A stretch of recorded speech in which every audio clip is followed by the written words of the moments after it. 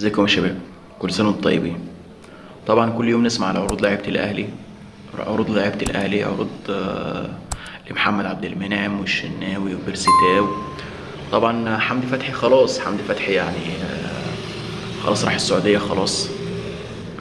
فكل يوم تسمع عن بقى على عروض لمحمد الشناوي، بيرسيتاو لكذا. بس آخر عرض سمعنا عنه امبارح يعني، وده يعني شبه مؤكد، هو مش مؤكد، هو شبه مؤكد، لسه ما جاش عرض رسمي لمحمد الشناوي.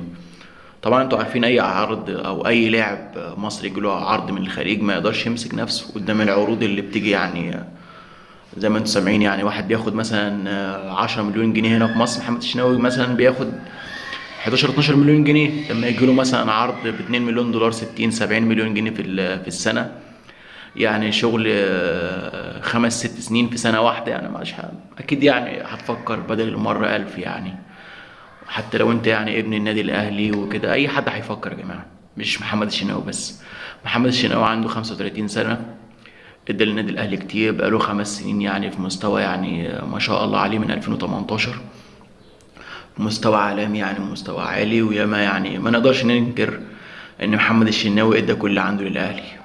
بس المشكله يا جماعه ان احنا هنجيب يعني حارس في نفس المستوى ده ازاي؟ الاهلي لو ما لقاش واحد زي محمد الشناوي يعني هيعاني بدون حارس. لان احنا عندنا الحراس يعني البدلاء بتاعت محمد الشناوي على قدهم. طبعا محمد الشناوي جاله عرض سعودي، احنا سمعنا يعني ان هو جاله عرض سعودي، بس بالتحديد هو النصر السعودي. لان نادي النصر هو اللي بيدور على حارس مرمى. طبعا انتوا عارفين الاهلي تعاقد مع مندي، فالانديه السعوديه يعني ايه، بتفكر يعني في حراس مرمى كتير يعني. والهلال طبعا عنده حارس كويس يعني، كان بيلعب الاهلي في كاس العالم تقريبا، والسنه اللي فاتت كان كويس يعني. مش بيدوروا على حارس، هو النصر اللي محتاج حارس. وسمعنا ان هما باعتين عرض لمحمد الشناوي ب2.5 مليون دولار في الموسم. يعني يا جماعة يعني مبالغ يعني. لو احنا حولنا ده بالمصري هيعدي يعني 70 80 مليون جنيه. فأي حد هيفكر، وأي حد يعني هيقول لا، هيفكر مرة واتنين وألف مرة كمان. المشكلة احنا عندنا بقى يعني، احنا دلوقتي احنا هنعمل ايه؟ حارس اللي كان يعني ركيزة الفريق وأقوى واحد في الفريق يعني يعني الله يسهله بقى ويرزقه.